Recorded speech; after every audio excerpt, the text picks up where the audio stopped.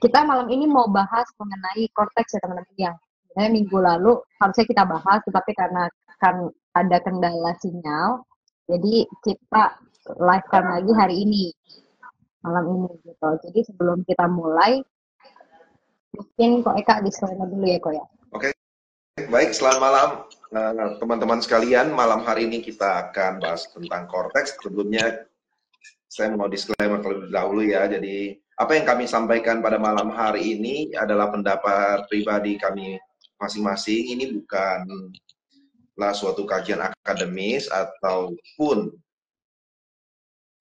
hal yang dapat teman-teman pakai untuk menjadi dasar teman-teman melakukan kewajiban perpajakan teman-teman. Kalau teman-teman ada permasalahan perpajakan atau apapun itu, teman-teman dapat konsultasikan ke konsultan pajak teman-teman, dapat juga teman-teman konsultasikan ke penyuluh di setiap KPP di mana teman-teman terdaftar, atau juga bisa konsultasikan kepada kami secara langsung. Ya, jadi karena untuk setiap permasalahan perpajakan itu berbeda-beda penanganannya ya, jadi kita harus pelajari lebih lanjut. Jadi terkadang mungkin kalau kita lewat live begitu, apa yang kita sampaikan itu belum tentu sesuai dengan kondisi teman-teman sekalian. Ya, saya rasa demikian. Jadi kita akan bahas tentang Cortex ya malam hari ini. Oke. Jadi masih ada yang bingung nih kok, Cortex itu apa sih gitu. Karena kan terakhir-terakhir ini yang lagi ramai adalah simulatornya nih. Sekarang kita udah bisa nyobain apa itu Cortex gitu ya kok ya, kira-kira seperti itu. Ya, Nah mungkin benar. sih apa nih bedanya dengan DJP online nih? Nah, jadi secara garis besar itu Cortex itu kayak satu rumah besar bersama lah. Rumah besar bersama maksudnya di Cortex itu semua aplikasi perpajakan itu akan tergabung menjadi satu. Dan ini juga akan menghilangkan distorsi antara dan disparitas antara wajib pajak maupun petugas pajak. Kenapa? Karena di Cortex ini apa yang dilihat oleh misalnya AR kita, itu juga yang akan dilihat oleh kita sebagai wajib pajak. Jadi kalau kita ketahui bahwa sekarang ini banyak sekali aplikasi, contoh untuk pendaftaran wajib pajak itu ada namanya e-registrasi ya, e-reg. Kemudian untuk kita melaporkan PPH, PPH itu sekarang sih di PPH 21 sekarang sudah masuk ke DJP online ya. Kalau dulu kan dia itu aplikasi terpisah ya, ada namanya SPT PPH 21 yang harus kita buat terpisah lalu kita baru upload kan. Kemudian ada juga aplikasi Innova untuk meminta nomor seri faktur pajak.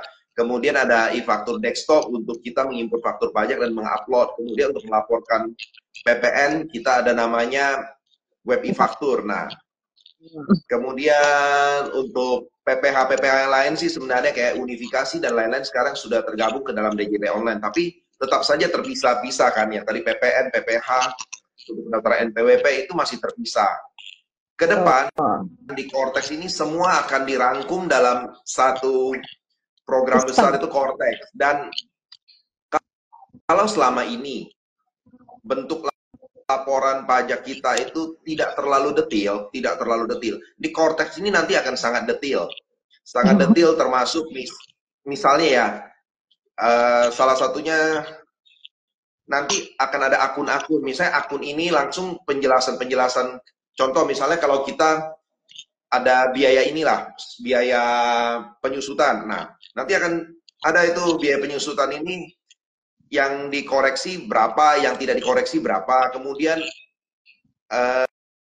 dikoreksi karena apa. Jadi nanti ke depan laporan SPT kita itu akan berbentuk pertanyaan-pertanyaan yang harus dijawab, dan jadi tidak bisa lagi kita nanti koreksinya koreksi global. Misalnya selama ini kan kalau kita di SPT kan ada namanya koreksi fiskalnya itu kan global ya, koreksi misalnya pajak penghasilan nih kita koreksi semua. Nah nanti per akun itu kita koreksi, kita jelaskan. Nah kira-kira seperti begitu. Jadi intinya Cortex ini seperti AI-nya DJP lah.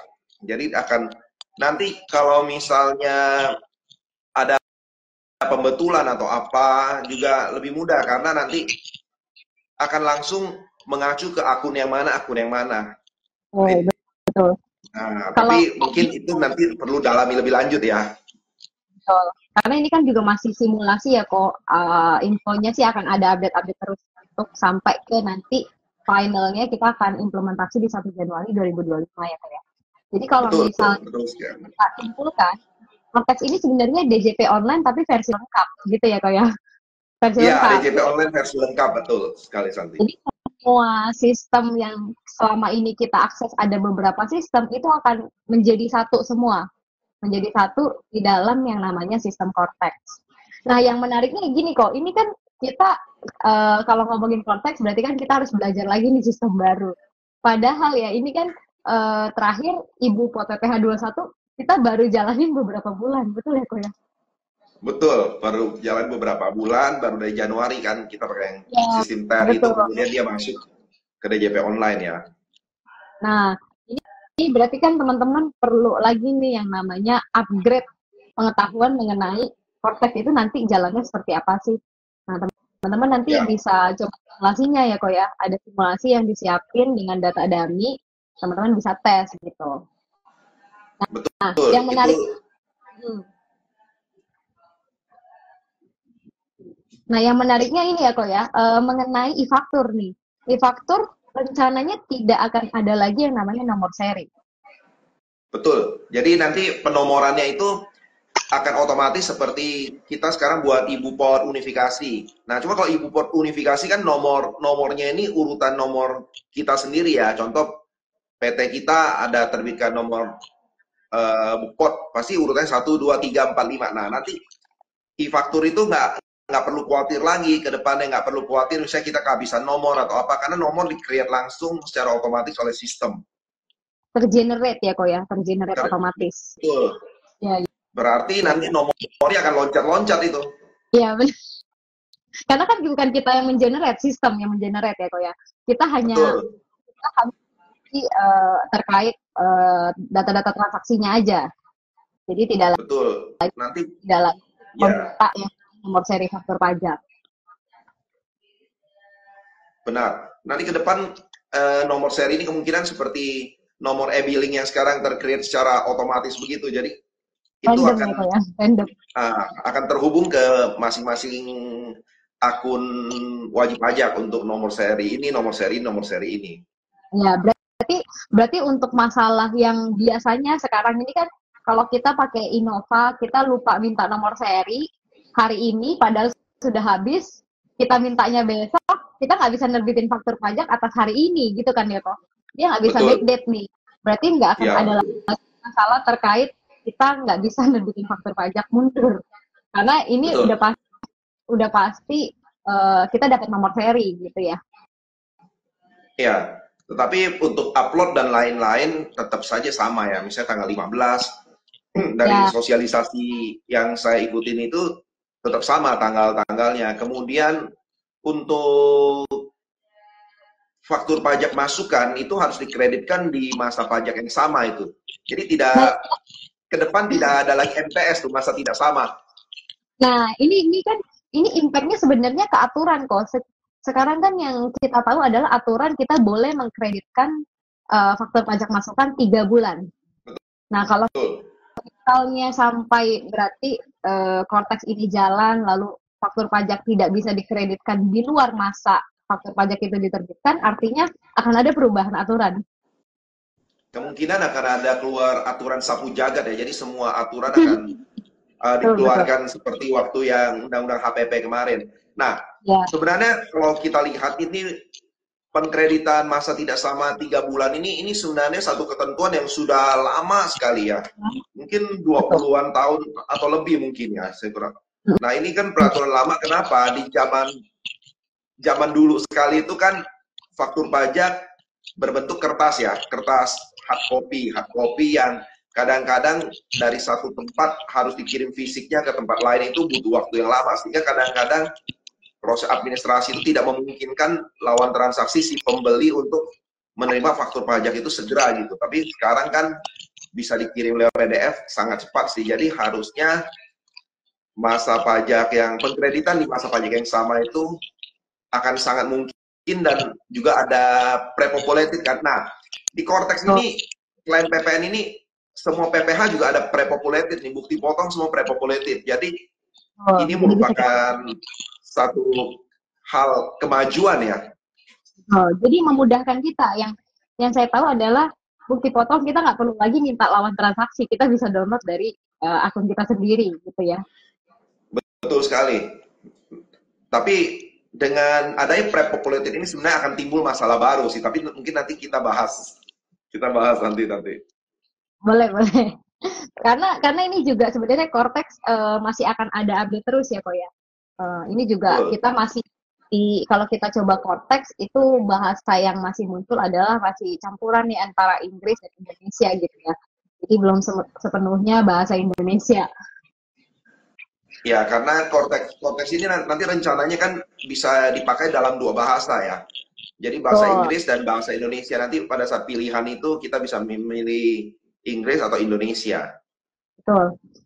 Nah, yang menarik ini kok, yang sempat viral juga terkait General Ledger. Jadi yang Ledger, kalau nggak salah namanya My Ledger ya kalau nggak salah. Nama Ya. Nah, ini muncul di orang pribadi. Orang pribadi kan beranggapan dong, loh, kan saya bukan pembukuan, tapi kok ada ledgernya gitu. Ini sebenarnya isinya apa sih kok?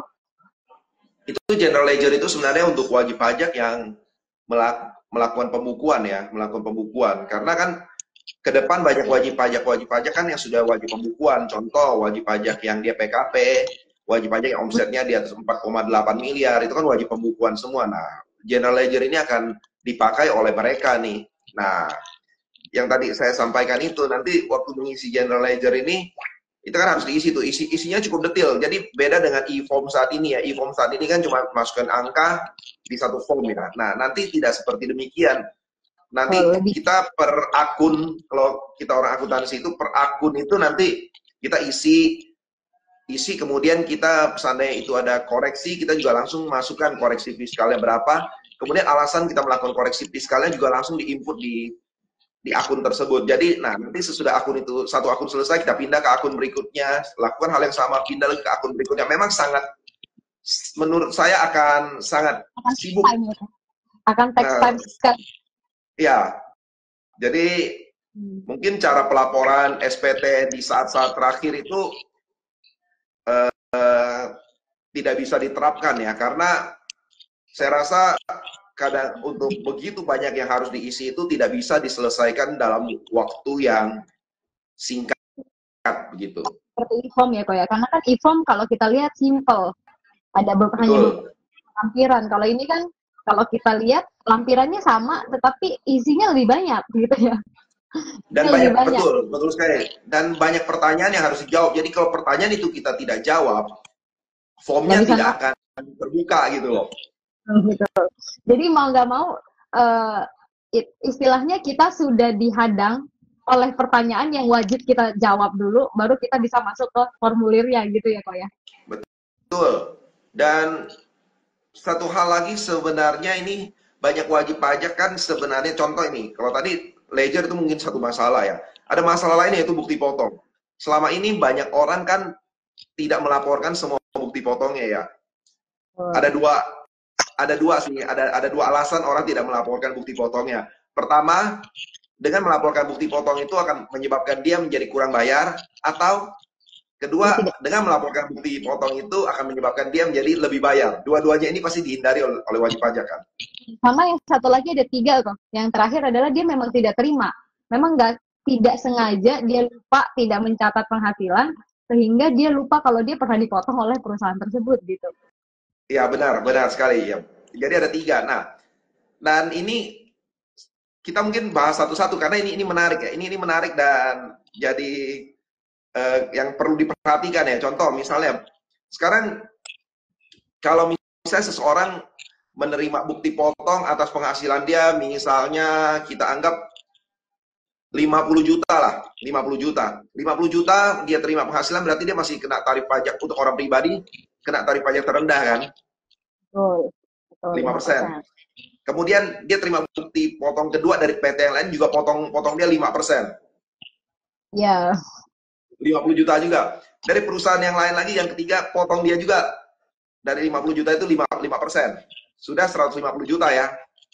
betul. Seandainya dia terima 10 bukti potong seperti itu, berarti kan penghasilan dia 500 juta. Betul. Itu Nah, udah bukan 5% tuh. berarti kurang pada saat kalau sekarang ini pengisian e-form kan wajib pajak masih Bisa nggak ada nambahin. kesempatan Betul. untuk tidak mengakui bukti potong itu kan. Betul, betul.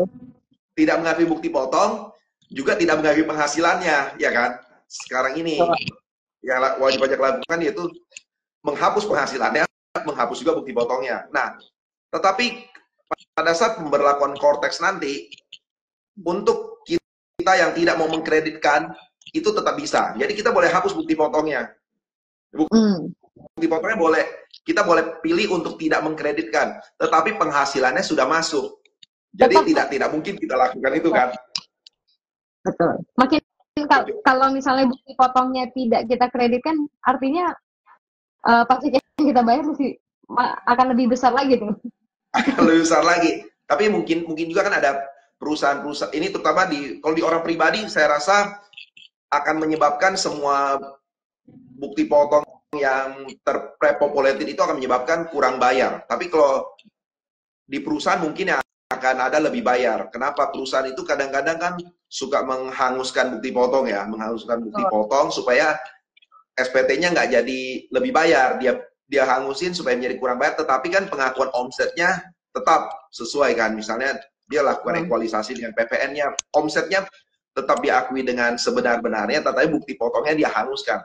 Nah, kalau di orang pribadi kebalikan nih. Kayak konsep perusahaan ya kok ya, orang pribadi akan implementasi konsep perusahaan nih jadinya. Kalaupun dia nggak mau mengakui bukti potong itu, tetapi penghasilannya tetap harus diakui ya, mau nggak mau kok.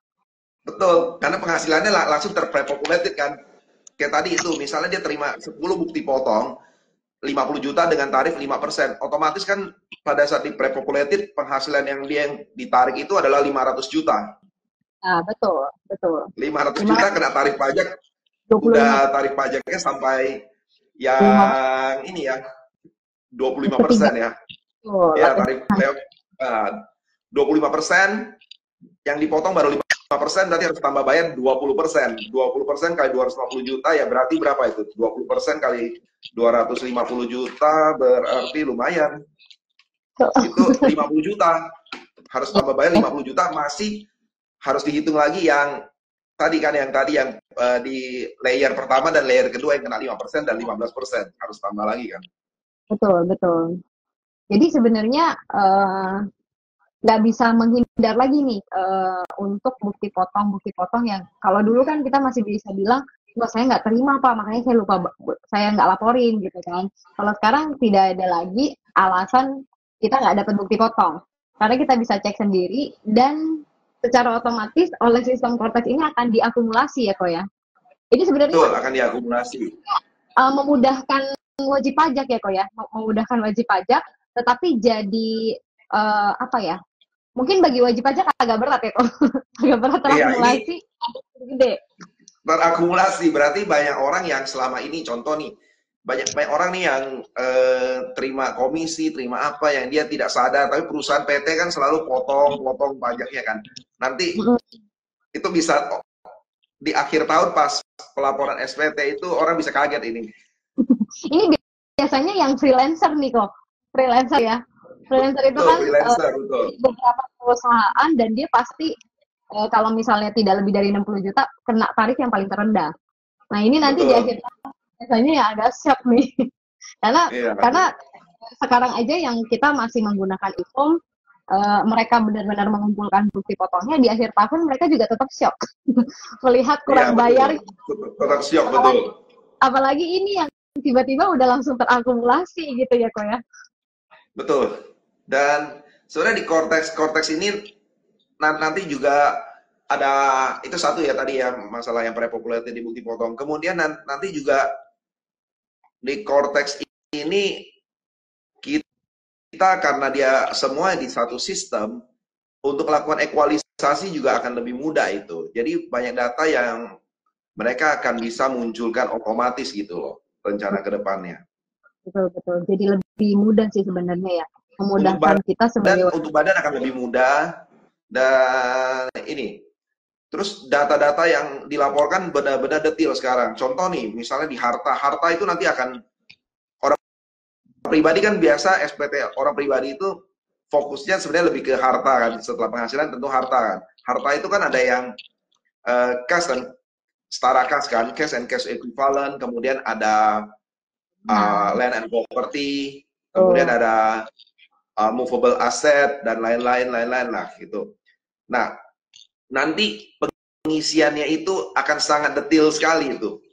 Kalau kita lihat di simulator Cortex ya, dan memang itu sangat detail, dan di beberapa bagian itu ada data-data yang sepertinya sudah langsung terhubung. Salah satu yang terhubung adalah rekening bank. Rekening bank itu waktu kita mengikuti sosialisasi itu rekening bank itu muncul nomor rekening dengan nama banknya muncul itu. Berarti ini yang mungkin wajib pajak punya rekening yang dia tidak pakai nih. Ini kemungkinan akan muncul nih. Akan muncul rekening tersebut selama rekening itu masih aktif ya Pak ya? Betul. Ini kan sesuai dengan PMK kemarin tentang keterbukaan informasi perbankan untuk keperluan perpajakan ya. Jadi nanti rekening-rekening yang atas nama kita semua akan muncul. Kemudian juga pada saat kita isi itu, di sini ada satu bagian yang baru, sepertinya itu kita boleh mengisi beneficiary ownership, pemegang manfaat rekening ini. Jadi ada itu di bagian harta itu, ini rekening kita boleh akui, kemudian itu atas nama siapa, itu bisa juga itu ada. Betul. Karena kan kemungkinan mungkin aja kita bikinin rekening buat anak, jadi beneficial owner-nya masih kita gitu ya Pak ya? Betul, seperti itu. Atau mungkin ada yang beli kendaraan mobil untuk menghindari tarif pajak progresif, di STNK-nya dia pinjam nama orang lain. Nah, itu beneficiary ownership-nya siapa gitu. Nah, itu nanti pada saat pengisian SPT itu harus detail dan jelas itu. Kemudian nah ini di bank dulu yang menarik adalah di Perpu 1 2017 itu kan bank dan lembaga keuangan akan memberikan saldo yang lebih dari 1 M. Ya. Nah, isu yang berkeliaran di luar adalah mutasinya juga bisa kelihatan nih, benar gak sih kok? Kelihatannya sampai dengan saat ini, berdasarkan pengakuan dari DJP, mereka belum punya sistem untuk mengakses itu. Ya, jadi hanya saldo aja mungkin ya kok ya? Saldo hanya saldo saja. Yang diberi. Ya. Saldo nomor rekening sudah ada, dan dengan kedepannya itu yang perlu wajib pajak cermati adalah masalah pemblokiran rekening ya. Karena pemblokiran rekening itu kalau misalnya, dan sudah terjadi di beberapa wilayah itu, misalnya wajib pajak badan itu mempunyai hutang pajak yang dia belum bayar nih. Dan kalau ada kasus seperti ini, maka DJP bisa melakukan pemblokiran rekening ke rekening perusahaannya, ke rekening direksi, komisaris, dan juga pemegang saham. Tentu pemegang saham yang mayoritas ya, beserta keluarga yang tercantum di family tax unit. Berarti di dalam satu kakak ya kok ya? Dalam satu kakak nih. Kita ngomongin. Iya, ada dalam satu kakak, betul. Satu kakak itu kan bisa terhubungkan dengan data Dukcapil kan sekarang kan. Berarti bisa diblokir semua, bisa kalau jadi wajib pajak tentu akan lebih aktif kan menghubungi DJP kalau misalnya rekeningnya diblokir gitu kan. Betul. Jadi mungkin dengan cara seperti itu wajib pajak jadi punya agresivitas untuk menyelesaikan hutang pajaknya nih kok. Ya, kalau Iya, hutang pajak. Oh ya, nanti juga hutang pajak itu sebenarnya ketahuan. Nanti di sistem Cortex itu semua surat-surat menyurat dari DJP ke wajib pajak itu langsung muncul itu. Jadi kita punya satu inbox, jadi seperti inbox email kita lah di Oh, Cortex itu. Jadi nanti ada dikirim SP2DK, kita ada permintaan surat apa, kita ada tagihan apa, kita ada hutang pajak apa, semua dikirim. Semua dikirim ke sana. Jadi tidak ada alasan bahwa saya belum terima gitu. betul. Nah, ini nanti ini kan nama fiturnya My Notification ya, kok. Itu juga terakhir saya ada ikut sosialisasi My Notification Ya, itu nanti seperti email yang kok Eka sampaikan tadi. Nanti ada bukti penerimaan elektronik pun ada di situ. Jadi semua yang berkaitan dengan perpajakan kita ada di situ informasi. Nah, betul. yang menariknya nanti terkait dengan mungkin surat SP2DK atau SP2, ini tanggal terimanya nih kok. Tanggal terimanya. Karena kan kalau misalnya kita ngomongin aturannya 14 hari 14 hari. 14 hari ya betul ya. 14 hari bukan hari kerja. 14 hari setelah kita menerima SP2DK itu. Nah, itu nanti isunya akan menjadi jadi kita mesti ngakuin tanggal yang mana nih? Karena dia ini adalah real time, harusnya kalau dikirim tanggal contoh, dikirim tanggal 2 Oktober, masuknya juga 2 Oktober kan pasti. Betul, Berarti harus tanggalnya harusnya 2 tidak Oktober. ada tidak ada gap lagi ya kok ya. Tidak ada lagi isu yang dia terbitkan SP2DK di bulan Juni baru sampai di kita bulan September nih. Ya, Tidak ada tidak ada lagi. alasan seperti itu lagi. Jadi, ya wajib pajak perlu rajin-rajin buka Cortex ini. Jadi, mungkin DJP punya apa ya, punya cita-cita, punya kerinduan bahwa orang buka Cortex itu seperti orang buka IG, orang buka WhatsApp gitu loh. Tiap hari dibuka Tiap begitu loh. hari dia akses ya kok ya. Ya Ya, karena agak khawatirnya kalau mungkin kalau kita perusahaan kita akan tiap hari buka. Tapi kalau yang orang pribadi nih kok mungkin bisa sebulan sekali ini baru buka. Sedangkan kita punya waktu balas SP2DK kan cuma 14 hari. Nah, ini yang mungkin teman-teman perlu aware ya kok ya. Perlu aware bahwa betul. kita yang namanya fitur My Notification. Nah, di situ kita bisa lihat notif-notif surat-surat yang dikirim oleh DJP untuk kita proses gitu. Ya, betul sekali. Itu perlu hati-hati, jangan sampai kita lewat waktu 14 hari kemudian SP2DK-nya naik gitu kan. Betul. Yang tiba-tiba dari SP2DK, total yang datang ke kita SP2 nih. SP2 betul, iya. Nah, Oke, kemudian ini mungkin kita jawab pertanyaan dulu nih kok. Ada pertanyaan boleh. dari Pak Hen. Koko Cici mau tanya, kalau deposit di Cortex itu buat apa ya? Dan apa wajib? Nah, ini yang menarik juga nih kok. Ini terkait e-billing ya kok ya. Di Ya, e-billing, di e-billing itu rencananya akan ada yang namanya deposit. Jadi kayak semacam kalau kita pernah pakai billing di luar BJP online, kayak namanya apa ya? Online pajak. Kayak online pajak itu kita mesti top up. Betul ya kok? ya, Kita top dana. Jadi nanti dana itu semacam kayak kita ngisi e-money gitu. Kayak kita yang isi yang wallet.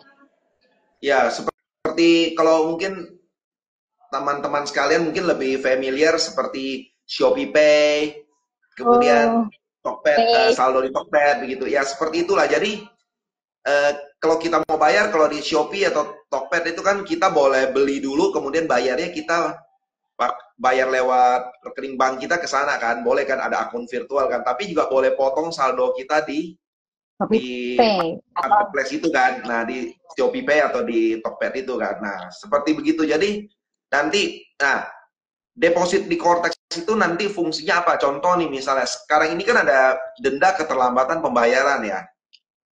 betul, Nah betul. nanti kalau kita ada deposit, contoh nih kita buat SPT-nya, SPT kita PPh 21 lah. Buat SPT PPh 21-nya misalnya kita telat buatnya lewat tanggal 10 lah. Surat bayar. Karena nanti kan di Cortex ini kita harus buat dulu baru bisa bikin billing, nggak bisa bikin billing dulu baru buat nih. Kalau sekarang ini kan kita kira-kira nih tahu angkanya berapa, kita buat billing dulu kan. Billing dulu, Betul, bayar, baru kita buat kan. betul. Nanti nggak bisa. Buat dulu kita bikin SPT-nya dulu, bukti potong dan lain-lain dulu, baru bisa create billing. Nah, kalau kita buat isi datanya itu misalnya lewat dari tanggal 10 kan berarti otomatis bayarnya udah terlambat dong. Karena maksimum bayar kan tanggal 10 bulan berikutnya. Nah, kalau kita ada deposit di Cortex, nanti kan jadinya kita depositnya udah bulan-bulan sebelumnya. Nah, tanggal pembayaran kita itu adalah tanggal di deposit itu gitu loh. Tanggal kita mulai deposit. Menarik. Berarti ini jadi juru penyelamat ya, Bu? Iya, juru penyelamat, dan deposit ini juga bisa kita tarik kalau kita butuhkan. Jadi bukan beda dengan kita ada lebih bayar salah bayar yang harus di PBK atau di apalah, harus lewat satu proses. Mungkin bisa diteliti, diperiksa. Kalau ini otomatis by system bisa langsung dipindahkan ke rekening kita gitu loh. Berarti ini e-wallet versinya Cortex gitu ya, kok? Betul, ini e-wallet murni. Jadi ini bukanlah uang yang udah masuk ke DJP, tapi hanya simpanan di DJP yang bisa kita pakai. Nah, ini menariknya ada juga nih isu kalau kita nyimpen duit, kalau kita misalnya lebih bayar, kalau nggak salah kan kita akan terima bunga ya, kok ya? Terima bunga. Nah, ini kalau kita deposit kita ada terima bunga nggak, kok? Oh enggak, ini kita nggak terima bunga, karena kan ini kan kita deposit. Nggak ada, kita nggak terima bunga ini. Ini kan maksudnya kisruh orang-orang ya yang lagi rame.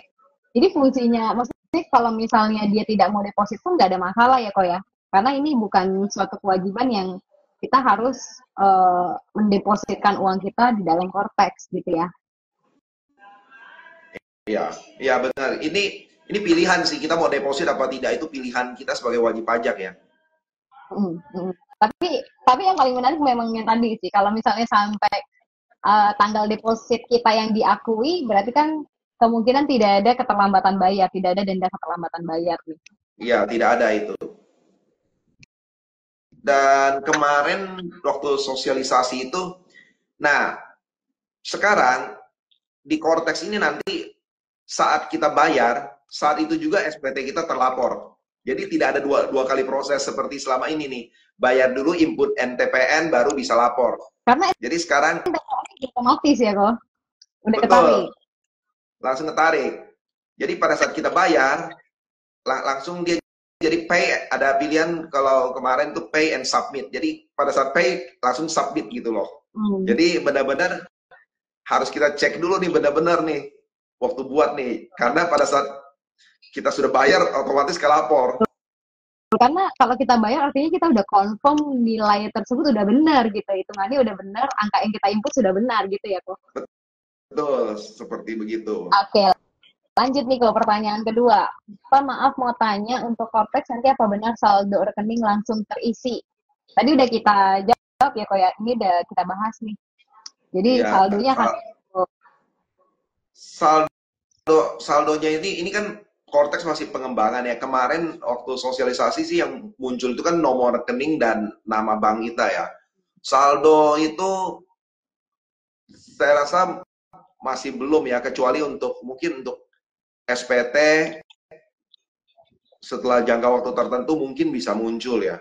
Kalau sistemnya mungkin kalau datanya bisa ditarik, mungkin sistemnya seperti kita lakukan pembetulan SPT kan, data lama kita ketarik kan. Nah, kalau ini DJP punya akses ke misalnya ke PPATK atau apa, atau mungkin dengan Bank Indonesia saldonya bisa ketarik ya, harusnya bisa ya. Terutama kan kalau tadi kita ada berbicara mengenai saldo 1 miliar. Kalau saldo 1 miliar itu kan untuk orang pribadi ya, akumulasi saldo 1 miliar itu ya. Jadi kalau punya beberapa rekening tapi akumulasi 1 miliar kan wajib dilaporkan oleh perbankan ke DJP. Kemudian kalau untuk perusahaan, PT, CV, PTP, itu berapapun saldonya kan harus dilaporkan oleh lembaga keuangan ke DJP. Jadi secara logika dan aturan harusnya ke depan ada kemungkinan bisa seperti itu. Karena kan Cortex juga masih proses deployment ya, pengembangan sampai nanti kita implementasi ya, kok ya. Karena ini juga nih, mungkin yang menarik adalah kita lapor SPT 2024 kita udah pakai Cortex gak tuh? Nah, ini juga belum tahu ya, karena kan pertama aturannya belum ada nih. Kalau terus juga sosialisasi juga sedang dilakukan terus. Nah, menurut saya kalau tapi apalah tapi segala sesuatu mungkin saja ya, karena waktu penerapan e-form menggantikan e-filing itu kan juga langsung kan, langsung pada mulai tahun itu sudah tidak bisa pakai e-filing, harus pakai e-form gitu kan. Baru terakhir berapa hari terakhir sebelum sebelum batas waktu terakhir e-filing dibuka kembali untuk 1 atau 2 hari kalau nggak salah beberapa tahun yang lalu kan. Udah ini ya, kalau udah trafficnya udah banyak nih, jadinya mau nggak mau dibuka lagi. Iya betul. Kalau ya kita belum tahu ya Santi ya. Ini eh, SPT 2024 tuh pakai yang mana ya? Kita belum tahu sih. Ya, ya kalaupun misalnya kita harus pakai apa namanya, kita harus pakai Cortex, berarti kita mesti siap-siap dari sekarang nih, mulai cobain simulatornya supaya ada gambaran kira-kira akan seperti apa sih proses bisnis si Cortex itu gitu. Tapi kalau melihat gencarnya DJP melakukan sosialisasi, saya rasa tidak ada sosialisasi yang segencar Cortex ini selain sosialisasi teks amnesti. Kalau PPS kan kemarin senyap-senyap kan, senyap. Kalau teks amnesti kan waktu itu sosialisasinya begitu gencar kan. Nah, Cortex ini juga sosialisasinya begitu gencar ini. Kemungkinan kalau sosialisasinya begitu gencar, dan ini Oktober, November, kayaknya mulai dari September kan udah mulai sosialisasi yang sangat gencar. Kemungkinan bisa saja di SPT 2024 sudah mulai dipakai itu. Karena kan mereka berencana implementasinya di 1 Januari 2025 ya kok ya. Betul. Ya, jadi teman-teman perlu siap-siap nih dari sekarang untuk nyobain Cortex itu kayak apa gitu. Test drive dulu biar nanti di awal tahun kita nggak kaget gitu. Kalaupun diminta untuk lapor SPT pakai Cortex. Ya, memang cuman di simulator itu sebenarnya masih tidak bisa praktek ya, tidak bisa praktek ya. Jadi kita hanya lihat data Kalau ya dummy ya kok. masih data daminya tidak ada, datanya masih ya belum sesuai semua lah. Tapi kalau yang kita ikut sosialisasi itu kan dengan, nah tapi kemarin awal-awal ikut sosialisasi di itu pun masih udah pakai data perusahaan kita sih ya kemarin ya, sosialisasi, sehingga semua data yang muncul itu data benar-benar data perusahaan kita ya. Ya, terakhir juga saya udah coba ikut sosialisasinya, jadi belum bisa yang diklik tambah kayak gitu kalau belum ada. Jadi hanya bisa lihat contohnya aja. Kemarin saya sempat ikut sosialisasi sih, sudah bisa misalnya kita buat faktur pajak, kemudian ke lawan transaksi, di lawan transaksi langsung diterima, bisa diupload, kemudian ada kurang bayar berapa bisa langsung dibayar. Kemarin kita ada sosialisasi yang dengan praktek ya, ada yang seperti itu juga sih. Oke, lanjut ya kok pertanyaan dari Pak Freddy. Berarti telat lapor pajaknya maju Pak, karena harus selesai dulu bupotnya baru bayar. Tapi bukan telat lapor pajak ya kok, telat bayarnya. Jadi bayar kan di tanggal 10, cuma sekarang mekanismenya nggak bisa bayar kalau SPT-nya belum kita isi nih. Betul, iya. Gitu. Jadi sebenarnya kalau secara aturan masih sampai saat ini sih belum berubah. Sampai saat ini Iya. belum berubah, masih 10 dan tanggal 20 ya kok. Betul, iya. Lapor tetap tanggal 20, bayar tanggal 10. Nah, jadi kita nanti kalau ada deposit, kita nggak akan kena telat bayar. Menarik, sangat menarik itu. Oke, lanjut ke dari Bu Rahayu 002. Kak, kalau WP pribadi yang sudah tua, pasti bisa pakai Cortex, harus ada yang mengurus all terkait pajaknya, Kak. Terus apa ada solusi? Eh, Generasi yang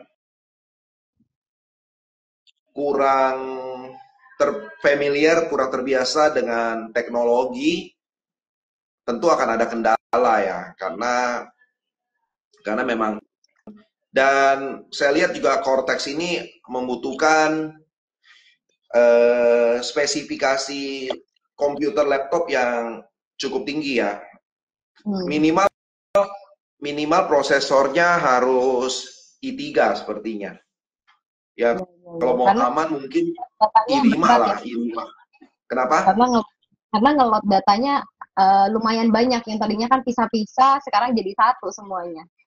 Betul. Jadi memang kemudian Windows-nya harus Windows 10 atau Windows 11. Jadi itu spesifikasi minimum untuk penggunaan Cortex adalah seperti itu. Jadi memang butuh tambahan investasi ya. Mungkin para teman-teman sekalian wajib pajak bisa berhitung ya, berhitung misalnya, apakah saya mau invest laptop baru atau komputer baru, kemudian saya kerjakan sendiri, dan ada kemungkinan kalau kurang paham bisa salah, atau mau memakai jasa pihak lain untuk mengisi gitu kan. Itu kan pilihan ya.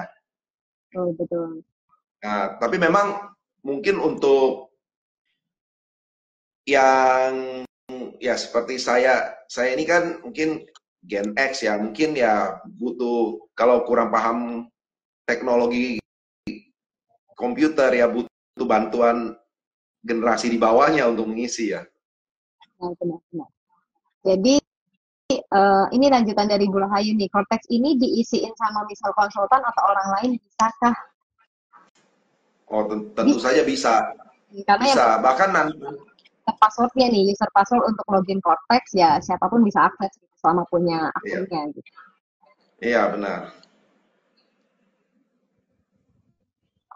Oke, lanjut dari Bu Agustina 1983. Jika ada saldonya, lalu kalau kita ada utang pajak seperti BN dan Denda mungkin denda itu. mungkin ya, oh ya, denda, apakah tanpa pemberitahuan langsung dipotong dari saldo? Oh, ini ngomongin deposit tadi kok. Ngomongin Oh, kalau deposit. deposit tidak langsung memotong saldo. Jadi deposit itu uang kita. Jadi seperti kita ada di Shopee Pay atau Tokopedia begitu, atau di OVO dan lain-lain. Jadi pada saat mau pakai, kita boleh pakai saldo deposit atau kita mau pakai transfer dari bank gitu loh, pakai virtual account. Jadi itu pilihannya ada. Ya, Jadi nggak langsung, tetap deposit itu tetap di bawah kuasa kita untuk menggunakannya. Kita boleh saja misalnya deposit 100 juta, tapi waktu kita ada utang pajak misal 50 juta, kita nggak mau pakai deposit, kita tetap bayar langsung 50 juta yang boleh itu. jadi tetap kendalinya di kita ya kok ya. Mau Betul, dipakai. kendali tetap di kita. Jadi belum ada sih, maksudnya selama kita sosialisasi belum ada yang informasi bahwa ini akan dipotong langsung gitu. Nggak ada dipotong langsung. Yang tadi mungkin yang dimaksud itu adalah kalau misalnya rekening kita diblokir karena kita punya utang pajak, kemudian jurusita sudah datangin kita, minta kita bayar, tapi kita masih tidak bayar, ya akhirnya rekening kita sudah diblokir, akhirnya akan dipindahkan gitu. Nah itu ada, kalau cerita seperti itu ada. Jadi rekening kita karena kita menunggak pajak, kita nggak mau bayar, dipindah bukukan ke kas negara, itu ada kalau kasus seperti ini. Betul betul. Tapi itu ceritanya udah panjang sekali ya kok ya. Udah Iya panjang, betul. udah ke sampai ke ujung-ujung gitu. Oke, kita lanjut ke Pak Franky. Untuk kelengkapan nik, untuk mengatasi kendala lawan transaksi yang tidak mau kasih nik dan atau nik tidak sesuai dukcapil, kira-kira kapan DJP akan menyelesaikan kendala nik ini? Ini Nah, banyak nih Pak. Banyak banget nih yang kendala yang dari ibu kok sekarang pun banyak yang kayak gitu ya kok ya. Jadi setiap kita masuk iya, ke nik tidak valid. Bacanya kayak gitu. Nah itu biasanya kita minta lawan transaksi untuk cek ke dukcapil. iya, dan kadang-kadang nicknya itu sudah benar. Saya tidak tahu ya. Kadang-kadang ada nick itu kan sebenarnya adalah dari tanggal lahir ya. Tetapi kadang-kadang ada yang antara tanggal lahir sama nicknya itu beda. Saya juga nggak tahu apa waktu Betul, perekaman data awalnya bermasalah atau bagaimana itu. betul. Oke, kita lanjut dari Bu Vivi Gandhi.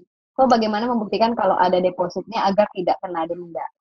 Mungkin terkait yang tadi ya, kita punya deposit, mungkin kita isi misalnya di tanggal 1 nih kok. Tapi kita selesai SPT-nya di tanggal 12. Otomatis kan kalau kita tidak punya deposit, jadi punya denda terlambat bayar nih. Oh, iya, saya mengerti pertanyaan dari Bu Vivi. Ini, jadi ini kalau kita ada deposit, supaya nggak kena denda, kita harus bayar pakai deposit kita. Nggak boleh, misalnya kayak tadi, saya ada 100 juta di deposit, waktu saya ada tagihan utang pajak 50 juta, saya bayarnya nggak pakai deposit nih, saya bayar pakai e-billing. Itu berarti tidak pakai deposit itu, kalau seperti itu tetap kena denda.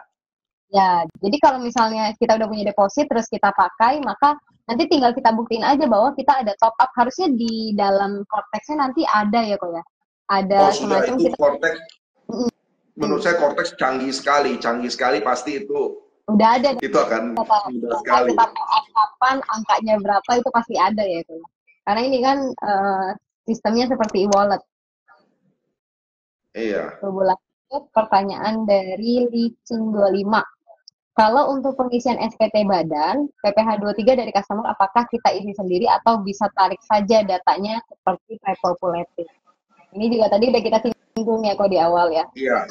Jadi Bahwa nanti semua akan tertarik otomatis ini. Kita yang nanti memilih yang mana yang mau kita keluarkan. membuktikan, betul, yang mau kita kreditkan dan tidak kita kreditkan yang mana. Jadi kita tinggal pilih doang nih, datanya udah disiapin, berarti udah nggak ada lagi nih kalau kalau sekarang isunya adalah kita punya bukti potong banyak, importnya yang susah. Betul nggak kok? Iya, bukti potong banyak, inputnya susah. Nah, nanti nggak akan ada seperti itu. Jadi nanti bukti potong itu mirip seperti pre-populated faktur pajak lah. Jadi bisa langsung ditarik gitu loh. Seperti pre-populated pajak masukan ya kok ya. Pajak Iya, masukan betul. udah tinggal kita mau kreditkan atau tidak kreditkan, atau kita mau kreditkan di bulan berapa kalau di faktur pajak masukan.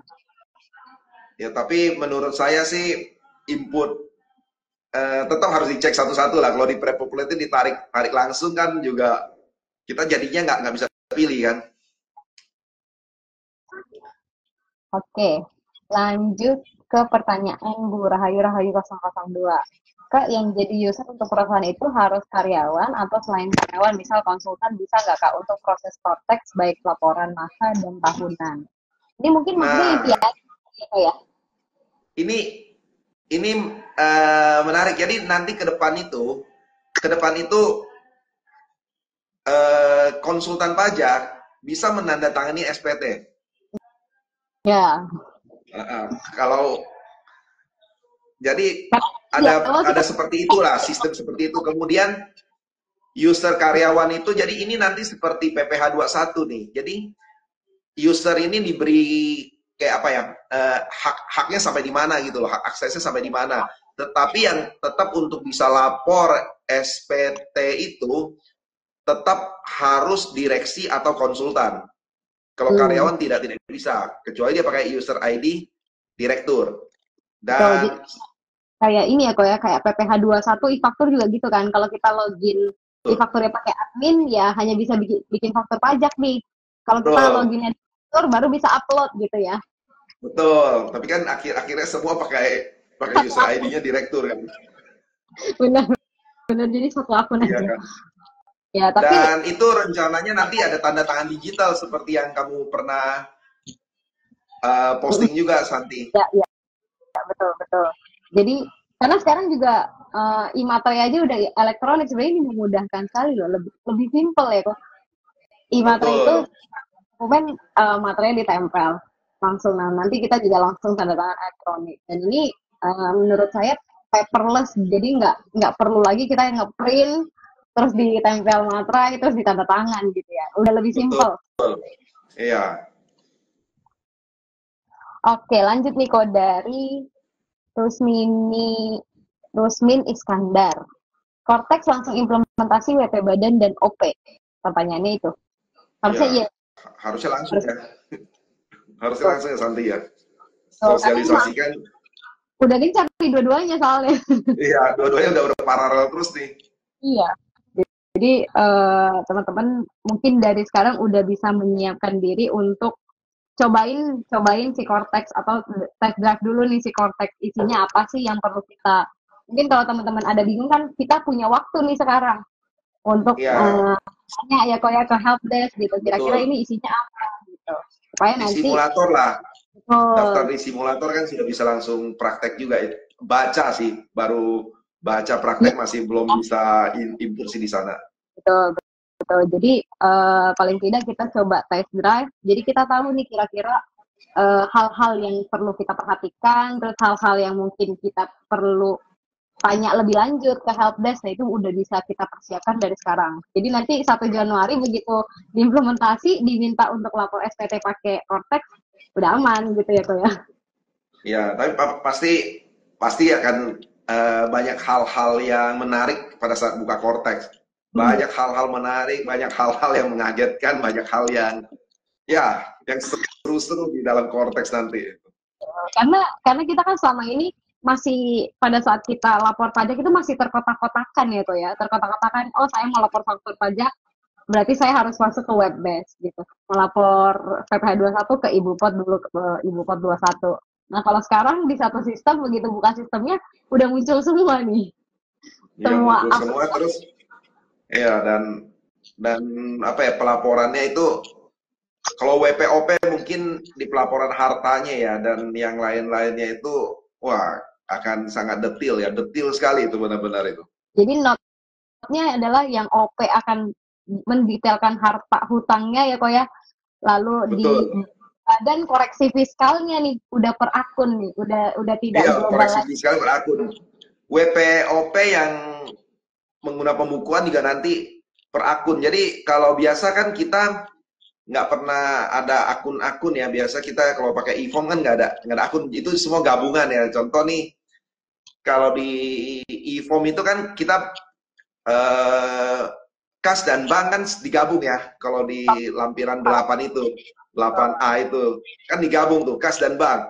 Banknya ada 10 plus kas ada 11 data digabung semua. Ya kan? Kalau nanti pengisian Cortex tuh didetil satu-satu itu. Ya, cukup memakan waktu, makanya itu yang tadi saya bilang Cortex ini mendetail dan akan jadi text time bagi kita untuk mengisinya nih. Jadi teman-teman perlu liatin dulu nih formnya ada apa aja sih isinya gitu. Ya, ini menurut saya sangat text time sekali nih, Pak. Sangat text time sekali. Ya tidak tahu ya mungkin mungkin dari konsultan atau apa juga akan ada penyesuaian harga atau apa kan. Tentu kalau kita lihat Betul, pengisiannya begitu repot ya. betul. Karena kalau dulu kan seperti koreksi fiskal aja biasanya kita pakai template sendiri ya kok ya. Kita siapin Betul. fiskalnya apa gitu. Nah kalau ini udah disiapin langsung per akun, Iya benar. Mengurangi lampiran sih. betul. Di badan nanti ada satu isian termasuk debt equity ratio, DER. Dari DER itu itu ya. nanti ada form yang langsung di dalam. Jadi laporan SPT Cortex itu hampir tidak ada dokumen manual yang kita lampirkan kecuali laporan keuangan ya. Yang Iya betul. lain-lainnya itu isi semua di sistemnya Cortex itu. Ya karena kan selama ini juga kita sebenarnya pakai formulir yang DJP sudah siapkan formatnya ya kok ya. Sudah siapkan Iya, formatnya cuma kita isi nih. Nah, kalau sekarang formatnya udah bukan dalam bentuk kalau sekarang kan masih di dalam lampiran peraturan ya kok. Kalau ini udah langsung dalam bentuk form yang kita bisa isi gitu. Menarik. iya. Betul, cuman formnya karena tidak bisa diisi sekaligus, diisinya per item dan satu itemnya itu satu halaman lagi, jadi sangat repot ya. Disitulah repotnya kalau saya lihat sih. Oke, oke. Oke, kok itu ini nggak berasa nih kita ngomongin Cortex itu ternyata sangat menarik ya kok ya. Banyak Iya, perubahan-perubahan terus sampai ke detail-detail formulir yang selama ini mungkin kita nggak kepikiran. Sekarang Cortex mengeluarkan kayak deposit deposit dana untuk bayar pajak juga kita tadinya nggak kepikiran, sekarang dikeluarkan gitu. Nah mungkin satu lagi nih kok dari Karahayu. Kak yang ada audit, jadi ketika pelaporan SPT tahunan badan harus diisi ya. Kalau dulu kan itu masih bisa dikosongi. itu